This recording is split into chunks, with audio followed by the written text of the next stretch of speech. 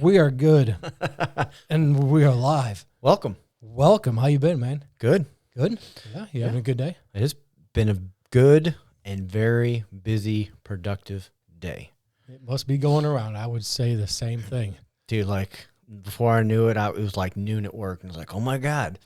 Yeah. Holy cow. I just had lots of things to do today, and it just kept me busy at work. And finally, like, the last bit of the afternoon, it slowed down, and it was just, like, doing some emails, catching up on odd end things. And the next thing you know, it's like, oh, cool. I'm eating, and I'm, like, reading some emails. I'm like, oh, I wonder what time it is. Oh, crap, 2:55. I better be booking. Yeah, man. Now you got to get in a hurry. Well, I was almost done eating. I had a few more bites, but I was like, oh, crap. Yeah. So, yeah, let my staff, hey, let me know if you need something. Yeah. With all the snow and stuff, try to clean up the salt and everything so it doesn't look like a total disaster tomorrow, because it'll be again. Yeah. Public places in this time of year, it's hard to keep floors clean, but hey. Yeah, that's good, man. Well, I've been, as we've talked about before, this past week's been a pretty good one for me. It's, I felt like I've been the water for most of the week. Flowing? And yeah, man, just flowing, just feeling it. Finally getting back into a healthy sleep pattern again. I was off for a while. Excuse me. Even though it sounds like I got a cold, I don't know what's going on. But yeah, man, good week, good solid week. It gave me a chance to really sit and reflect on the last couple of weeks with a couple really good guests that we've had, and just come out of that with a refreshed, renewed, both vigor and thankfulness for all of this. Oh yeah. It's our little thing. It's nothing big, but it's definitely an outlet. It's sort of a two-way thing here. We give and we get, and I'm referring to Jeff and I both on here. Every time we sit down, it's damn near like a therapy session. Yeah. For us. Excuse me. So, today, without further ado, we'd like to hop back in it again. And if you don't know, I'm Jeremy. I'm Jeff. And together we are What More Could You Want? And we like to talk about some of the things that you may not even like to think about. And without offending or, rejecting anybody, we just want people to understand that sometimes the thoughts and the feelings that we have they're ours to own. We're responsible for them, but sometimes you just got to let them happen. Yeah. And then let them go away, right? Hard truths. Yeah, man. Exactly. And living your own life. Don't live a life based on one that you thought you were supposed to live yesterday or the day before. Right? Very well said. Right. Hey, write it down, man.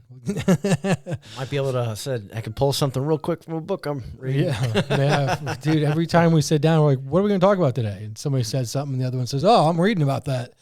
It kind of, it's very, I don't know if you want to say the lines, it's coincidental, it's fateful. Meant to be, whatever. But a lot of the topics that we talk about or come up with, it like, oh, yeah, that works. It makes me think of this, or it's something one of us is reading, or just maybe listen to something. It's very odd how it kind of all aligns itself. Yeah, man. This once a week when we meet. Yeah, it's I don't think it's on accident. I think it's pretty damn cool. Yeah, for sure, man. So today we were chattering before the show, and I said, man, I've got this idea, and it was something that I've been thinking about over this last week. So not only am I reflection of how good things have been, I'd had a good, long, solid week to think about that episode that we had. If you listen to it here a couple back, it was, do you love them or do you love how they make you feel? And I really started trying to live where the rubber meets the road. And so, I had thoughts that I don't like how my wife's treating me. I don't like how my wife's making me feel, blah, blah, blah. Well, it all started one place, and that was with me. Me don't like, I don't like, it was no fun for me. Didn't like the end result. So I'm going to be mad at somebody else. Well, that got me to thinking there's a whole other part of that. And what kind of a person could you be? And just, in the best, la la land we can think of here, how awesome could you be if instead of thinking about how everybody else is making you feel and how everybody else is making you angry, and instead you turn that energy inward and you start saying, man, why do I feel like everybody's making me feel this way? Yeah. Right? Why do I feel like everybody's doing me wrong? Why do I feel like I can't do good enough for anyone? You start introspecting and looking back in yourself like that instead of lashing out at other people who are really just reflections. Mm-hmm. You know, people's actions are just reflections of what you expect, or, you know, sometimes they surprise you.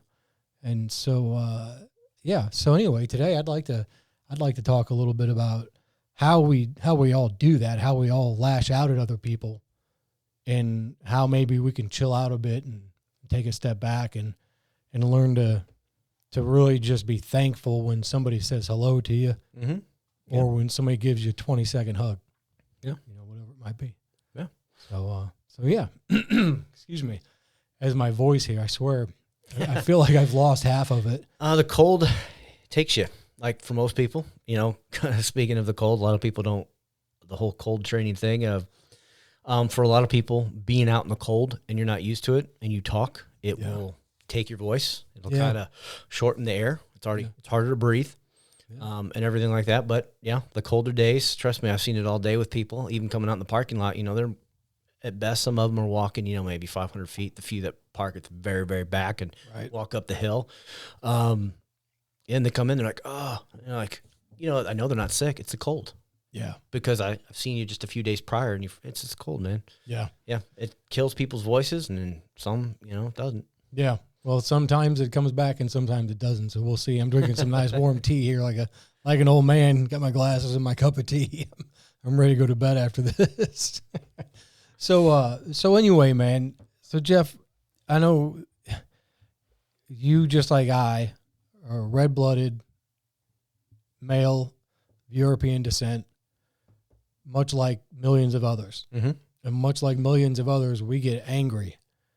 We get pissed off every day. I think that is the 7+ billion that walk the face of this earth. Totally. Minus the children, you know, infants. Right. I'm still just trying to speak to just the one thing that I can relate to 100%. Right. So I'm just saying, by and large, we all respond or react with anger every day in some form or another. Right.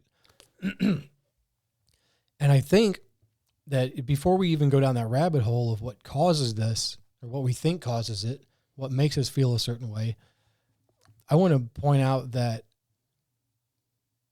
everything that we're going to talk about today comes back to the I, and it comes back to your source, your me, if you will.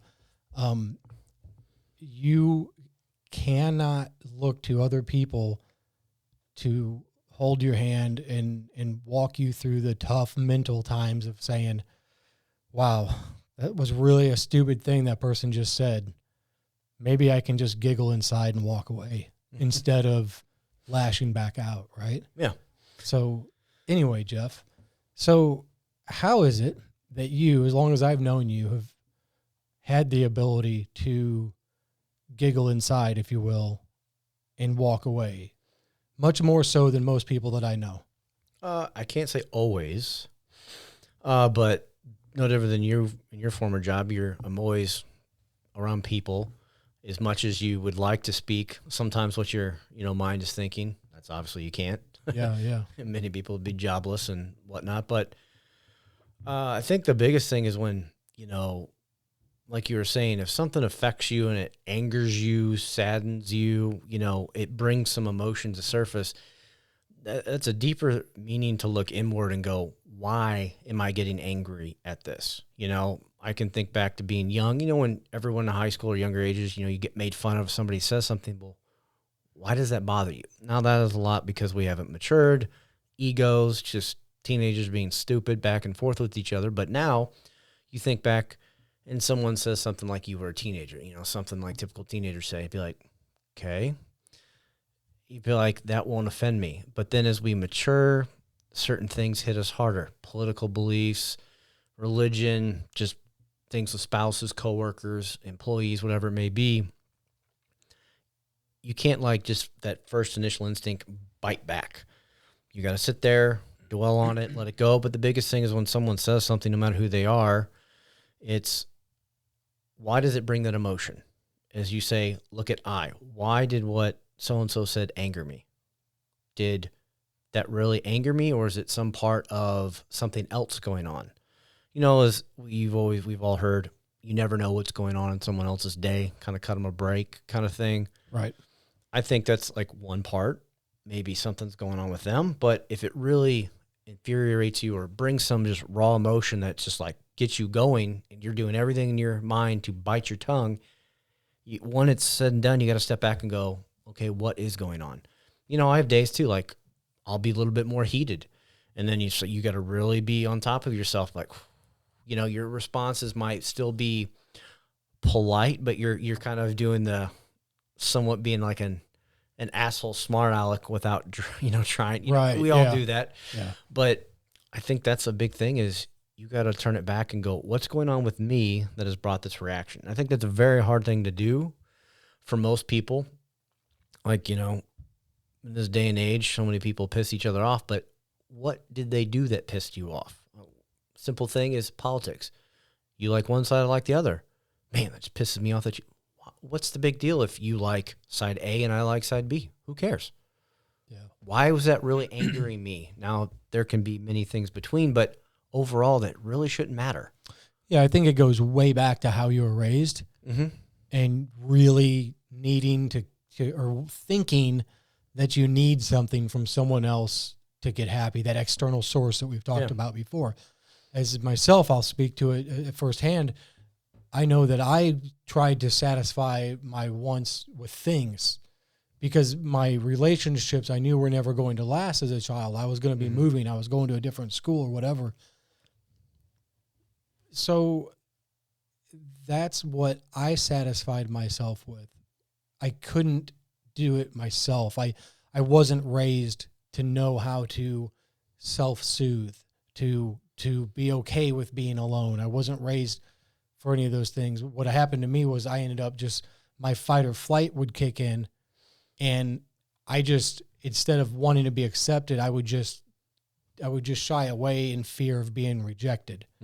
Right? So I think that we all do that in our own way. I think that, well, like we've said on here before, we probably all stop evolving maybe emotionally or even socially at a certain age when maybe we were injured.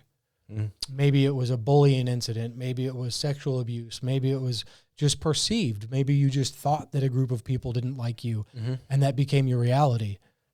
These things happen and we don't ever really talk about them or share them. But I think that is what triggers the fight or flight when we lash out. We don't have that 7-second pause that we've talked about from point of impact to ouch. There's no time there. It's just respond immediately. So, yeah.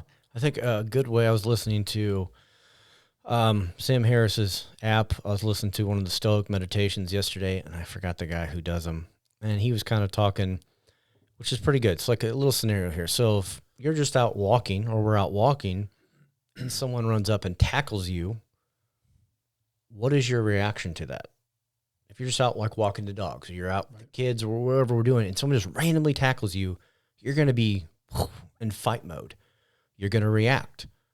Okay, because it's unprompted. There's no outside factors of thinking that I'm going for a walk that I'm randomly going to be tackled. Yeah, that's not on your list of expectations. Yeah. So your reaction to that is probably going to be aggressive. You're going to pop up, defensive mode, whatever it may be. You're in that because that's the initial reaction it brings. Now, we said the Super Bowl, flip that, you're on a football field. You get tackled. You get up. You brush it off. You go back to your side of the field, go back to your huddle. Oh, you understand that because you're playing the sport. It's two similar things, but two different reactions because it's different scenarios in a sense. You're being tackled, one, in the real world, or you're being tackled on a field, by sport. And that really kind of stuck, and he talked about it like, yes, you'll pop up and be aggressive, but what if that initial reaction, that person who bumped into you was running and they themselves tripped and they bumped and caught you? Or maybe you were walking your dog and they got caught in the leash and it pulled you down and they fell, or your dog. Yeah. That an outside factor that you didn't quite see because you're going this way and maybe they're coming up from behind you or on the side of you trying to pass you, that they fell into you by accident, but your initial reaction is to go, let's go. It's like a glitch in the Matrix, right? There was a like, glitch and you couldn't see it because it was a glitch. It wouldn't normally happen. But right. Same scenario, almost as a football field. Obviously that's direct, that's the object of the game, but in the real world, it may have happened by accident, but your initial reaction for, I'd probably say 99.9% of the people is going to be, let's go. I'm pretty sure elbows are flying. You're going to be, but you don't know what happened. Instead of that quick second of going, whoa, you okay? Which you can argue this many ways, but it was kind of a different way of looking at two different scenarios of the same thing of being tackled by life. Was it an accident or it was on purpose because of what we're doing? And it kind of just said, it's a pretty good thing, way of looking at something, of, was it an accident? What was your initial reaction, kind of thing? Right. Did you take it in? Oh, were you all right? Or did you just immediately explode and start, cussing off a storm, pop up and ready to swing for the fences?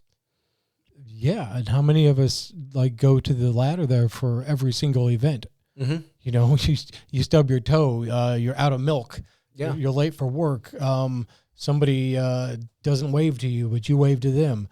The same feeling, I know, at least for me in the past, it was always the same. No matter I dropped a piece of food.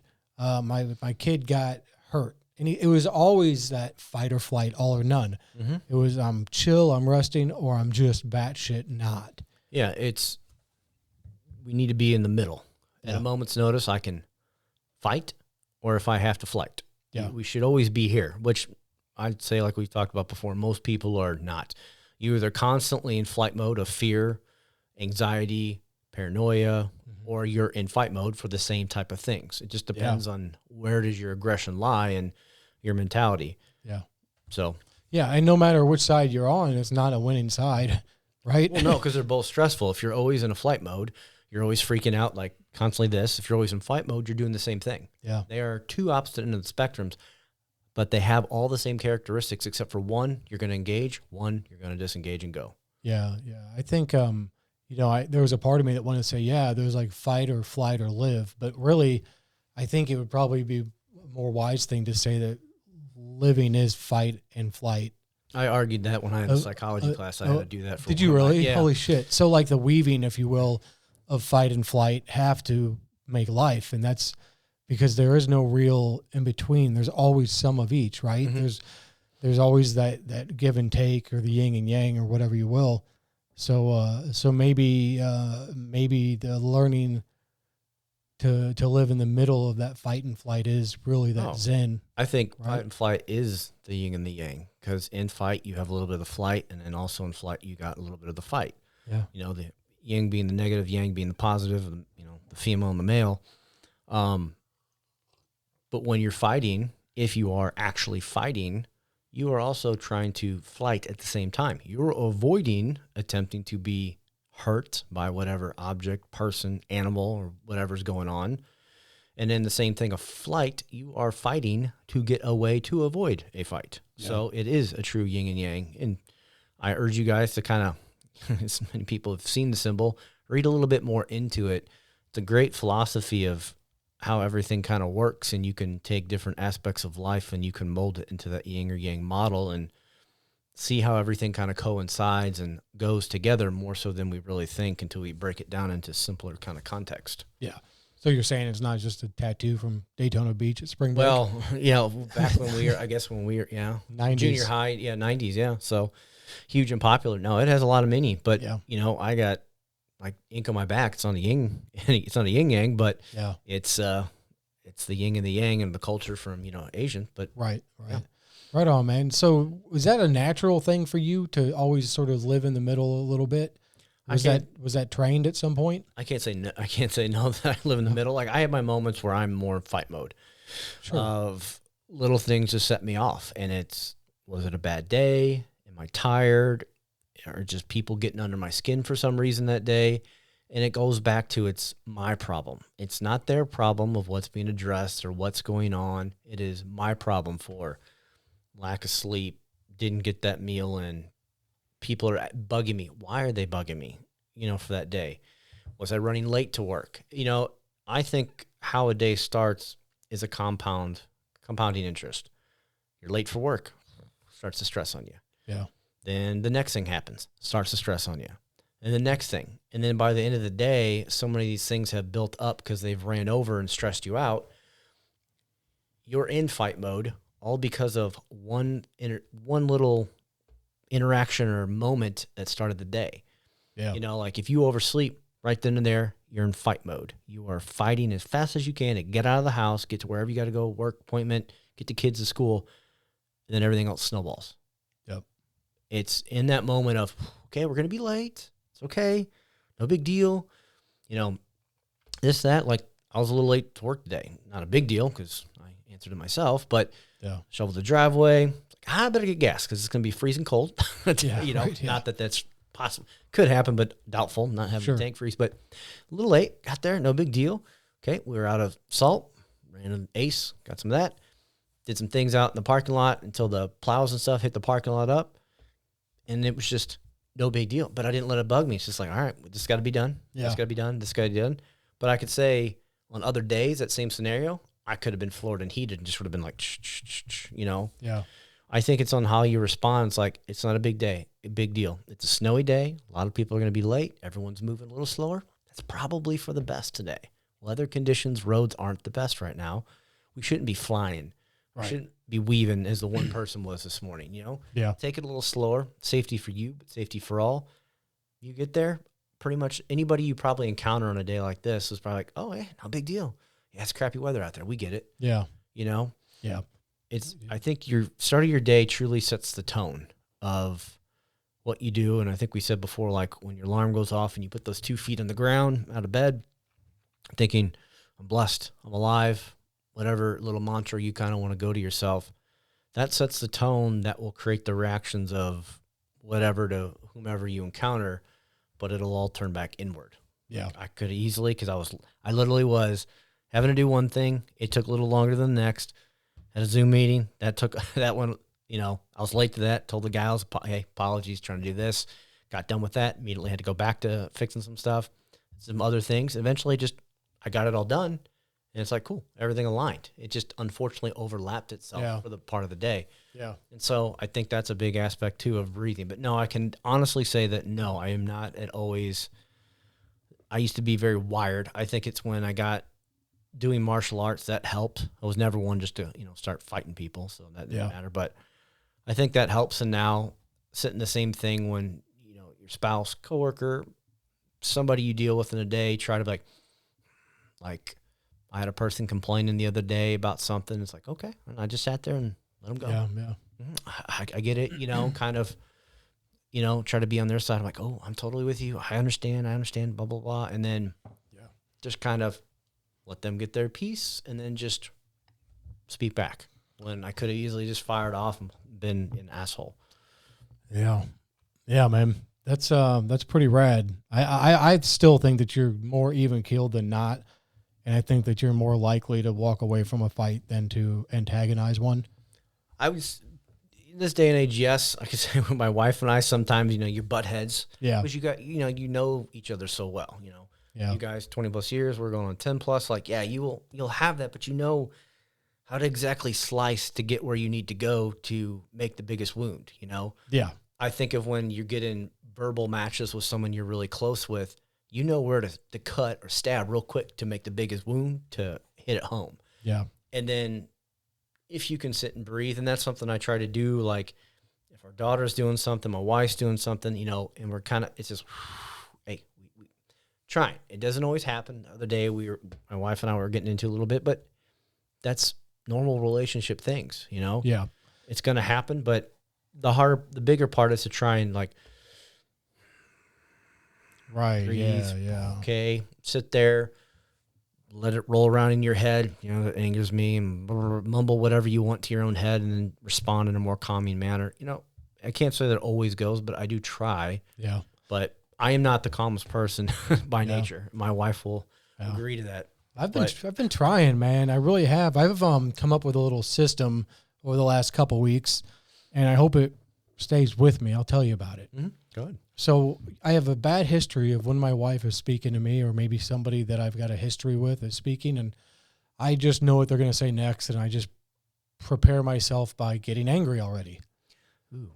So I'm mad. Mhm. Why am I mad? Well, because I'm going to be mad. Well, that'll fucking show them, won't it? That's like a really dumb thing to do. So I digress a little. So my wife, let's say, she comes in the room and I start to get a little angry. Well, then she does it. Well, then now I'm right in being angry, and now I'm feeding the fire and everything. I have a common denominator every time it happens. It's my heart rate. That's a good one. My heart rate increases dramatically. Okay, so that's sort of that fight or flight thing. Mm-hmm. So okay, what can I do? I've been trying to learn about pattern interrupts, right? Some people will put a rubber band around their wrist. Yeah, you can and snap it. Sort of like, okay, hey, you're good, maybe a panic attack or whatever. But what I said was I'm going to interrupt this pattern by utilizing the natural reaction that my body's having. So when my heart rate, when I'm having a conversation with somebody, let's say it's you and I, and man, you pissed me off or something, I don't know. My heart rate would start to go up, and I would catch myself like I do now. I say, oh, okay, that's fight or flight. Is there any reason why I should be in fight or flight right now? Or is this just a conversation? Mm-hmm. And I mean, God willing, and so far everything's been, no, it's not really fight or flight, but by utilizing that natural rhythm that you can feel and you can taste and you can like hear, oh shit, my heart rate's elevated and I'm having a conversation, I'm starting to get angry. Okay, I know that this isn't the direction that I want to go in.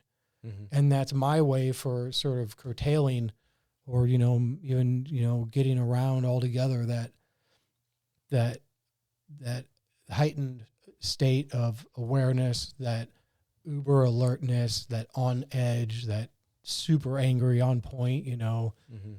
And some of us have that, I guess. Some people don't maybe, but when you get angry, it's like you might as well have just read an encyclopedia, Wikipedia, like just all of a sudden, how did you get smart? Well, you don't know shit about that. But in this weird rage, anger thing, you just don't think you can do anything wrong, and you know everything. Well, yeah, I would agree to that. Like you get in those, you may not be heated of full blown yelling, but you start to get that elevation, that fight mode. You're defending your points, even if you don't know the true answer. You're like so certain of that, and I think we've all been there. I can think of many instances in my head, but we all at that one time become the expert.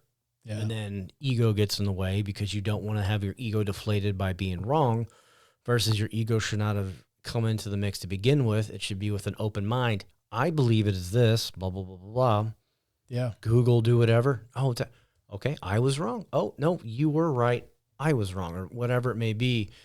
It should be an open mind to, I believe it is this, blah, blah, blah, blah. I could be wrong, or no different than you.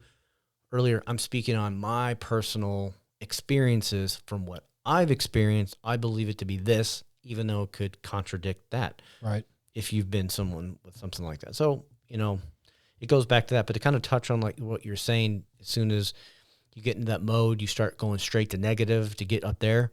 I don't remember what this is called, but all the famous Stoics, all those lovely Greek leaders used to talk about and write about thinking about the worst. As crazy as this is, I can't remember and I apologize, but they would write down like negative things. Like if I lost all my wealth, or if my family died, or if I died, they go all to these, and people are like, why would you do that? And they kind of talk about that. If you think about those negative things, it's okay.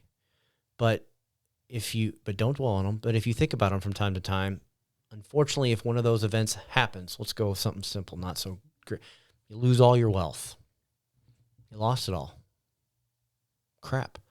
Okay, well, if you've thought about that, like what would that be like if I lost every dollar in my name and all my possessions?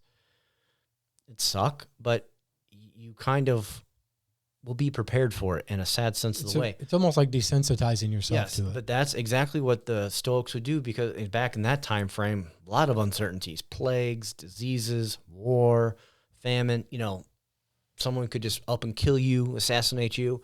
Obviously, we're not worrying about that in our days, but it prepared them for the unknown. So if that unknown came, they could face it and it wouldn't be such a shock to their system. And I think that's no different. Like, okay, we lost all of our wealth. I lost everything. Okay. You had it once, right? Yeah. Guess what you'll do? You can get it back again. Yeah. A little different with life, but that's a simple one that I think most people can grasp. So that's something to do too in these scenarios of, as you look at things that make you angry or get you all wound up, is think about those things when they're not going on. So when they do come about again, if they do, you're mentally prepared for it to have maybe a potentially better reaction to it, or, conversation about it. You're not just going to explode and go off the handles and stuff like that. It's no different than what you were just talking about. If you think of it, or if you practice it emotionally or, mentally, Mm-hmm. when it does happen, you're prepared. Mm-hmm. Or if it never happens, then nothing else was as hard as you thought it could have been. Yeah. Or whatever it may be. It's the same thing. Yeah. It all comes from those Stoic meditations on the Sam Harris app. I like that guy. I've been listening to those, still continuing on, and other things in there again. But, and even all the readings I do, I'm sure Nathan would agree, but they always foreshadow and think about those things. They don't dwell on it. They don't do it daily, but they do it from time to time. They even say it's good to write it down, to think about something that then your body's just like, oh, okay. So if unfortunately one of those incidents would occur, you might be somewhat more in a stable position to undertake whatever happened. Yeah, totally. Yeah. And I know for me, at least, I know I've become better in a lot of my communicating with my wife and my children just by practicing this one thing with my heart rate, and just knowing, okay, man, if that heart rate goes up and you ignore it, that's on you. Well, yeah, That's on you. Like, you knew that it was heightened. You knew you were going to make it worse. And when you do that, X, Y, or Z is going to happen. no, it's like going in an all-out sprint. You're only going to go for so long. Yeah. Eventually, your heart won't give out. Probably, you're going to fatigue out. But working out, your heart rate's through the roof. Well, the way to counteract that is breathe.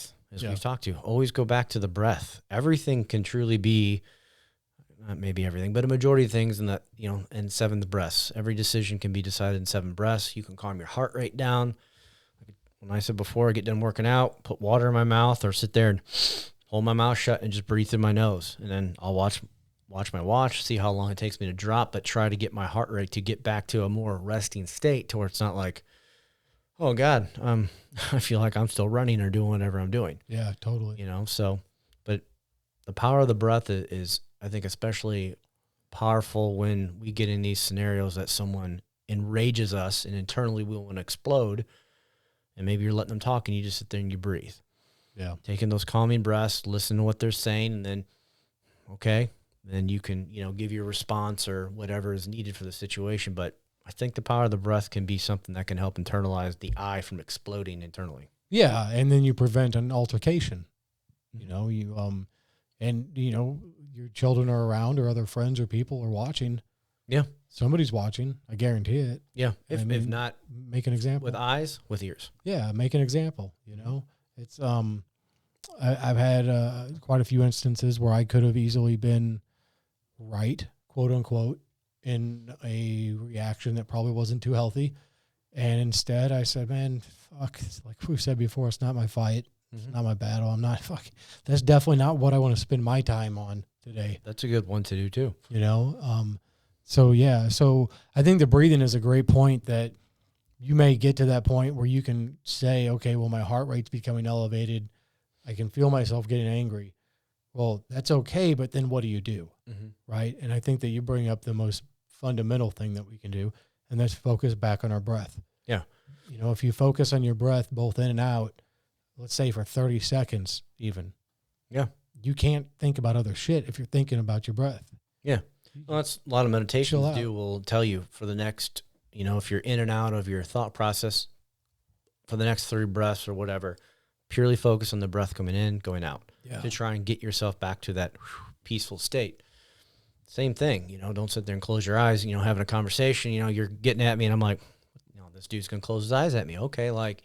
But take those calming breaths, it's no different than if any of you have been athletes or before those big moments in life, take that deep breath. And I guarantee you someone before any of those events goes, breathe. Yeah. Yeah. I can think back to fights, like when during my wife in labor, they're like, telling her to breathe, like Lamaze, it's the power of the breath. Like get injured. Yeah. Like all these things. Oh yeah. I mean, pop blood vessels and many things in life, you don't breathe, but I think the power of the breath is so powerful in calming, energizing, soothing, no matter what emotion you're going through. I think it can truly be an ultimate healer in just bringing you back to, okay. Gets you centered or grounded, right? Yeah, I agree, man. It's been, for me, it's funny because I'll figure out like, oh, breathing helps this. And then I'll come to some next hurdle in life and I'm like, wish I could figure this out. And, eventually I'm like, fuck, breathing would help this. Yeah. It's really true for everything. Mm-hmm. It's, damn snake oil is what it is. Yeah. But it does work. No, it's those little things. But I think with all of this is when you get a reaction out of yourself to something that maybe you shouldn't react that way, that's a good thing. A lot of Stoics do too. And even a lot of the Taoism stuff is like reflect on your day, like what made you react this way. So many people try to be one thing or another throughout their day.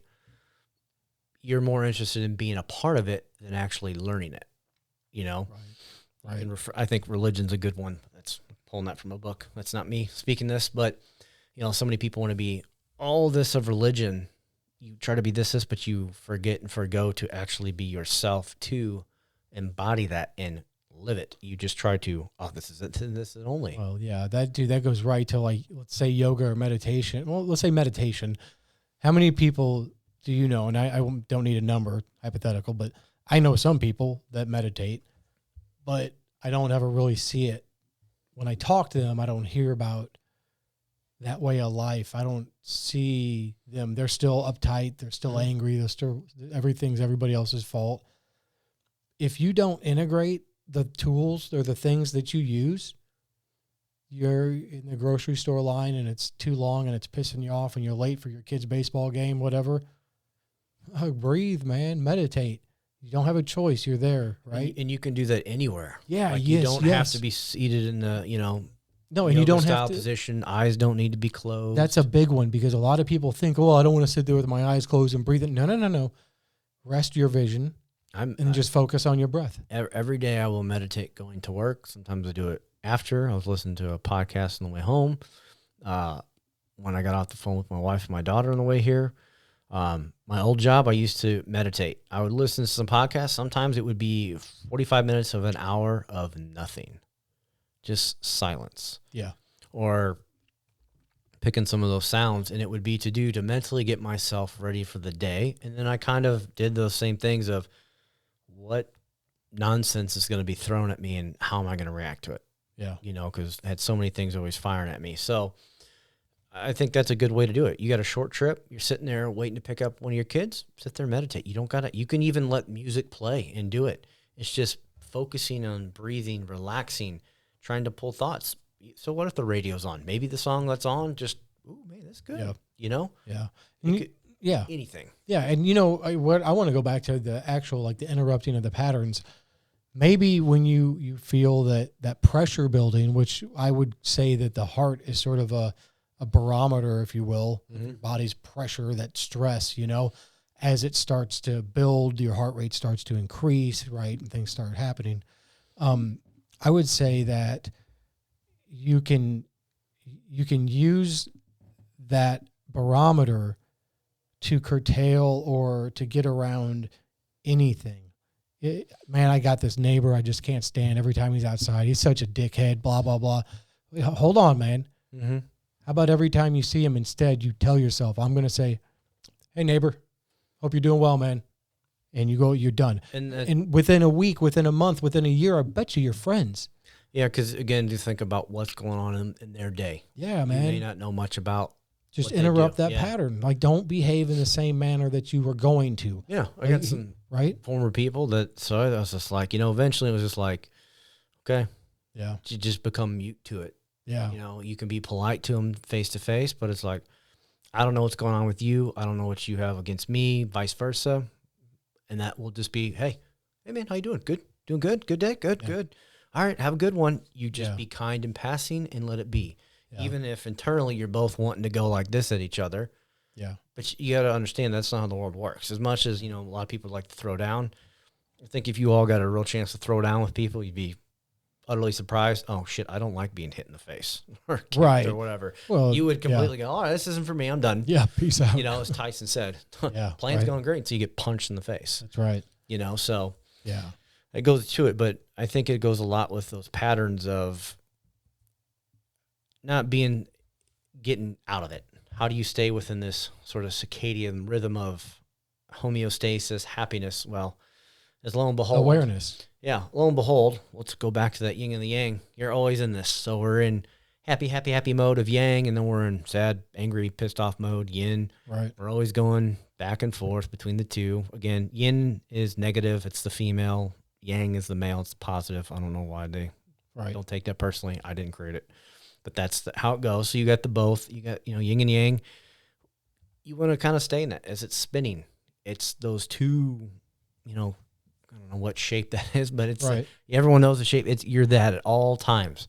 And then all of a sudden the yin gets really big. You're pissed, and that side becomes bigger, and it shrinks the yang side. Well, henceforth that little circle is on the one side. So it can either increase on the one or it takes over from the other. However you guys want to visualize this, but you always think that this thing is spinning all day long. It's perfectly 49 with that 1 Right. in each side. And I think that's something to think about as your day. Am I staying in the state? Am I staying in the state? Oh, the side's getting a little bigger. How do I get back into that pattern? Yeah. Well, it's that, I would say is that would be awareness of yourself. Yeah. Awareness of where you're allowing your mind to go. Awareness of what you're putting into your body and what's coming out of your mouth. And, Yeah. are you waving at your neighbor? Are you ignoring them because you're grumpy today? Are are you giving as much as what you want your family to give you? Yeah. I think you can that's- relate it. Think back to your days of coaching. When one of your kids did something wrong, I bet most time, what did you do? Yeah. What needed to be done? Yep. That awareness as coaches, athletes, workers, if you can, again, internalize what did I do wrong, you're bettering yourself. Yeah.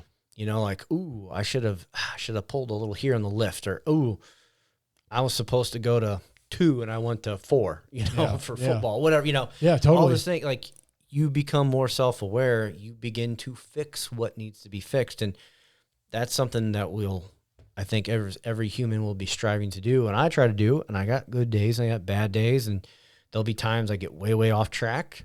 And there's times like, man, I feel I'm doing pretty good. Yeah. Well, I think that all too many of us, if I asked, I don't know, X amount of people, are you a compassionate person? I bet they'd say yes. And if I said, what was the last act of compassion that you can recall doing? They'd probably say something sweet like, well, I love my wife, or I love my kids, and that's not compassion. No. Compassion What is did you do? when, if you tell me, Jeremy, you're an asshole, and this is why I think you're an asshole. And for me to say, well, man, because I love you so much, I want you to tell me why and how I can fix that. Yeah. And That's compassion. compassion, small little gestures of holding the door open. That's human compassion. Doing something, the small little gestures that can be compassion in this day and age. Go out of your way when you don't have to, Mm-hmm. right? Say something when nothing needs to be said. Do something when nobody expects you to do it. That's compassion. Yeah. And that's leading by example. And you're hoping that, a little kid sees that and picks up on it or whatever. Or you just do it because you just feel good doing it. Yeah. Right? No, and it's those the same instances. Yeah. Hopefully the person, let's go, you don't know the person, you're at the store. You held them, or, oh, here, take this cart, Yeah. or whatever. Or oh, you got less than me. Go ahead and go, those little things that, again, it's like paying it forward. That little gesture to you, from you to them, will probably, spitfire this whole, ongoing circle for the day of, then they do it to somebody else. And it's that same thing of, like we just talked about, when you wake up, those small things can manifest to making it a great day. Like today was a hectic day for me, but I was like, okay. Yeah.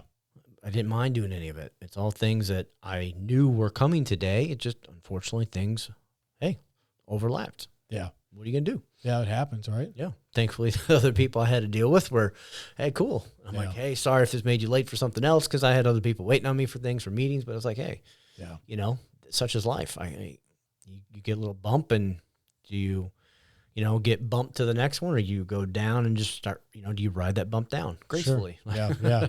Nature versus grace, right? Mm-hmm. Yeah, man. That's pretty awesome. Well, I know that I know that a lot of folks out there suffer with, what they do with that anger when they get angry. Mm-hmm. How do you muster the internal strength that it takes to overcome your mental weakness? Mm-hmm. And I know that sounds a little odd for some people. Yeah. But how much willpower does it really take? I mean, are you putting in physical effort sitting there, whether you're shaking or whatever you're doing, pacing, pumping in the weight room, whatever you're doing? Is that actually taking away or building your mental state? What are you doing? It sounds to me like you might be not addressing the real issue. It sounds to me like you might be trying to avoid it, because I think, Jeff, and maybe you'll agree with me or maybe not, that a lot of times when we go and do other activities because we're angry, when I go to the gym, that's my outlet. Cool. Why don't we focus on why there needs to be an outlet? Yeah, I always used to tell my wife that, physical fitness is my outlet, but I guess it's really not. Right. It is and it isn't. It's a tool. At times it could be. Yeah. But I'd say most of the time it makes me feel good, energizes me, pushes me physically and mentally to make me, I think, a more sharper person. I think it all does for most people. But I think it kind of goes back to, when you're doing things that makes you angry, what is your purpose that you're hoping to accomplish to rid yourself of the emotion? So let's go very simple. You're pissed. You got a heavy bag. I'm going to go beat on the heavy bag. Okay. What is the actual purpose? What angered you? Yeah. Again, go inside. What internalized and angered you that, should this really have angered me so much that I feel I need to go beat on an inanimate object? Right. Now, yeah. Okay, let's say you haven't figured out the eye. You go in and beat up the punching bag and beat it down. What's the purpose of it? Did your anger of wanting to go beat this inanimate object, did that actually diffuse the anger? When you get done, is that emotion resolved? Right. Odds are whatever angers you might still be lurking, probably because it's an argument of a person or something, but did that dwindle that anger that, oh, okay, I'm better. I feel good now. Right. Those kind of things. Sure. Or are you just using it as a crutch? Oh, I'm angry. I got to do this. Right. And I know that's a perfect analogy. Somebody, I hate to have, I was so pissed off. Well, why? Yeah. Why are you so pissed off that you feel that that's the only way to do it? Yeah, that's what I'm saying. Yeah, what are you going to do when you're so pissed off in a store? Yeah, are you going to integrate that? I'm going to bacon. I'm going to beat up some bags of flour.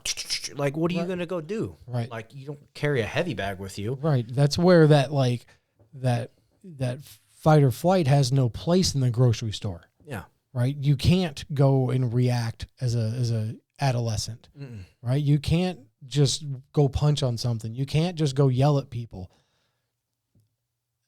So what are you going to do? You got to fucking deal with it, people, right? You got to learn how to be a big boy or a big girl and say, hey, why am I so mad about this? Mm-hmm. Man, this is really getting to me. Now you can have an internal dialogue. Now you can really get to the bottom of some shit. Now you can say, all right, man, you know why that upset me? It scared me. I was frightened at first, so I reacted with anger. I think that's okay. All right. A good question. Not to interrupt you. That's a good question. Ask yourselves all that. What angers me? Yeah. But okay, you could put a one word or a paragraph down, then go deeper. Why? Yep. Yeah. Why does that bother me so? And go from there. Yeah. And then you could even say, has this ever happened to me before? Mhm. What are the chances of it ever happening?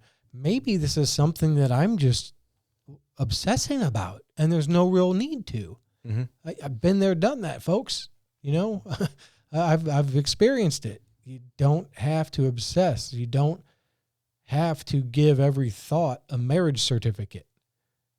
Thoughts can just fucking come and go. Yeah, they're Yeah. thoughts. That's it, man. It's no different than a cloud comes and goes by the breeze. You know, Yeah. there's a leaf. One moment it's there, the next it's gone. Right. Thoughts come and go. Good, bad, negative, neutral. They come and go. And Yeah. that's going same thing like with the Stoics. Don't dwell in the negative, but if it hits you and you think about it, then if it does come, you've experienced those internal emotions because you've created that fictitious moment in your head. Yeah. But yeah, thoughts are just coming and going. Yeah. They're not infinite. They're literally Yeah, and if it's great if you think a thought or you don't, at least in this universe right here, right now, nothing changes when you open your eyes and stop thinking your thoughts. Yeah. Nothing happens without action, right? Like you have to disassociate yourself from your thoughts sometimes, because sometimes I'm afraid our brains can become very creative little bastards. Yeah. And you know, we can talk ourselves into being mad, or we can talk ourselves into being the greatest damn thing since sliced bread. Yeah. And that's meditation, reading, things that can calm your mind, that can remove that constant firing of neurons. I think those are great little tools to do, you know. Yeah. That could be fitness. Maybe that half hour to hour or whatever you do that shuts your brain off. You just focus on the weight of what you're doing, or Yeah. reading, because for most people you gotta focus. Yeah. But that's a good one. I know for a lot of people reading is very hard because they can't sit and focus. Yeah. You know, for most people to tell them like, oh, why don't you sit and read 10 pages? Cool. You think you could do 20? You think you could sit and read 50? Oh, are you kidding me? Well, Yeah. yeah, most people's attention span be like, what was that? Yeah, like try to do things. It's no different than when I've talked about like doing cold training. I'm putting myself in a situation that makes me uncomfortable. You know, yes, I'm willing to do this, but you're putting yourself in those situations to make your mental fortitude stronger. So if you have a problem with reading, okay, I'm going to read 5 pages. What did I just read? Could you kind of sum it up back to yourself? Right. You know, maybe you got to write some of it down. Yeah. You got problems with anger. Okay, I'm going to work on things to what is making me angry. Step back. You know, little things. It's always that step back moment to analyze, become aware of what are we doing, then to hopefully avoid to not repeat the same mistake or scenario again. Yeah. Yeah. I think if you can learn how to find a pattern interruption in one part of your day or your life, why can't you hack another part? Mm-hmm. You know, hey, every time I'm in the car, I notice I get a little angry, you know, people Yeah. around me. Cool. Let's go back to the heart rate. Or, hey, do you tap the steering wheel when you start to get mad? All right. Hey, when you notice that you're tapping the steering wheel, what are we going to do? Get over in the right fucking lane. We're going to slow down even more. Yeah. You know, what am I going to do to force myself to become a better fucking person? Because nobody else will. Nobody else will. I mean, you and I can talk to each other and say, hey, man, I'm here if you want some help. But when you go home, I'm not there with you to hold your hand. You know, we can speak all this all day, but if we don't take action on what we talk about, it doesn't. And again, we all have the good, the bad, those ugly days, Yeah. but it takes practice. Think Yeah. of it in fitness, driving, shooting, whatever, writing, art. It takes time and practice, you know? Yeah. And it's a skill that is, I think, the hardest skill to master is ourselves of life. Yeah. I love it. I love it. I got one last thing to say today. Go.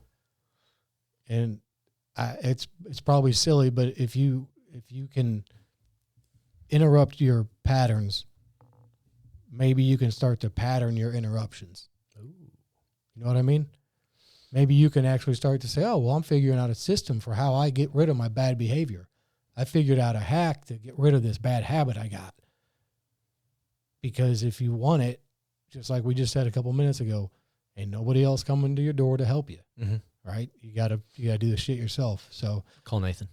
yeah. If you haven't watched the last episode, I would go back and do that for sure.